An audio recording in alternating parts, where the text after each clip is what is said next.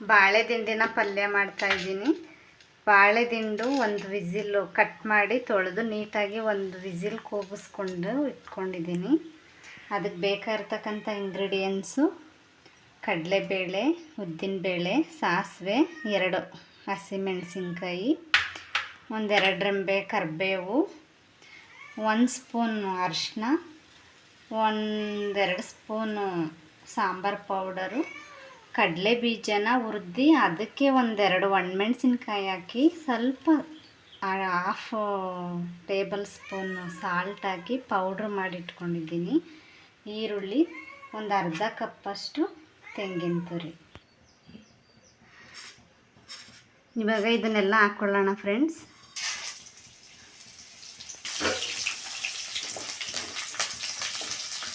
ಸಾಸಿವೆ, ಕಡಲೆಬೇಳೆ, ಉದ್ದಿನಬೇಳೆ, ಮೆಣಸಿನ್ಕಾಯಿ ಫ್ರೈ ಮಾಡ್ತಾಯಿದ್ದೀನಿ. ಈಗ ಈರುಳ್ಳಿ ಹಾಕ್ಕೊಳ್ಳೋಣ.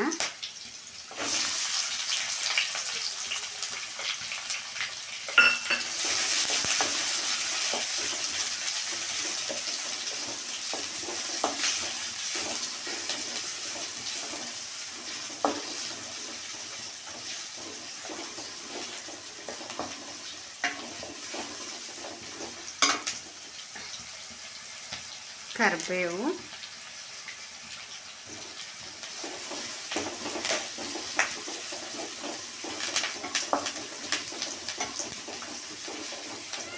ಸ್ವಲ್ಪ ಫ್ರೈ ಆದಮೇಲೆ ಅರಿಶಿನ ಮತ್ತು ಸಾಂಬಾರು ಪೌಡರ್ ಹಾಕ್ತಾಯಿದ್ದೀನಿ.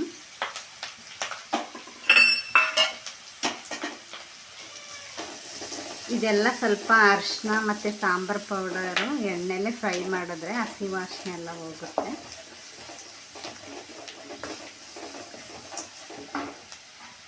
ಕಾಯಿ ತುರಿ ಹಾಕ್ತಾಯಿದ್ದೀನಿ.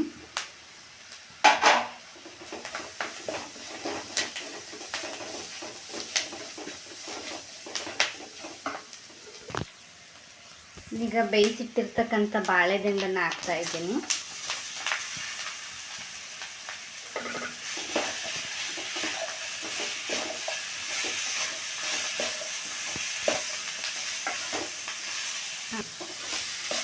ಬಾಳೆದಿಂಡಿನ ಪಲ್ಯ ತಿನ್ನೋದ್ರಿಂದ ಕಿಡ್ನಿ ಸ್ಟೋನ್ ಇರೋರಿಗೆ ತುಂಬಾ ಒಳ್ಳೆಯದು ಅಂತ ಹೇಳ್ತಾರೆ. ತುಂಬಾ ಒಳ್ಳೆಯದು. ನಮ್ಮನೆಯಲ್ಲೂ ಕೂಡ ನಮ್ಮ ಹಸ್ಬೆಂಡ್ಗೆ ಕಿಡ್ನಿ ಸ್ಟೋನ್ ಆಗಿತ್ತು. ಆ ಟೈಮಲ್ಲಿ ನಾನು ವೀಕ್ಲಿ ಒನ್ಸು ಈ ಬಾಳೆದಿಂಡಿನ ಫ್ರೈ ಮತ್ತು ಬಾಳೆದಿಂಡಿನ ಜ್ಯೂಸ್ ಎಲ್ಲ ಮಾಡಿಕೊಡ್ತಾಯಿದ್ದೆ ಅವರಿಗೆ. ಆವಾಗ ತುಂಬಾ ಹೆಲ್ಪ್ ಆಯಿತು.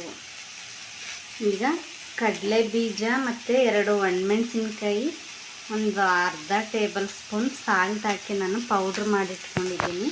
ಕಡಲೆ ಬೀಜನ ಹುರಿದ್ಬಿಟ್ಟು ಪೌಡ್ರ್ ಮಾಡಿಟ್ಟಿರೋ ಪೌಡ್ರ್ ಇದು. ಇದನ್ನು ಕೂಡ 1 ಬೌಲ್ ಅಷ್ಟಿದೆ ಹಾಕ್ತಾಯಿದ್ದೀನಿ.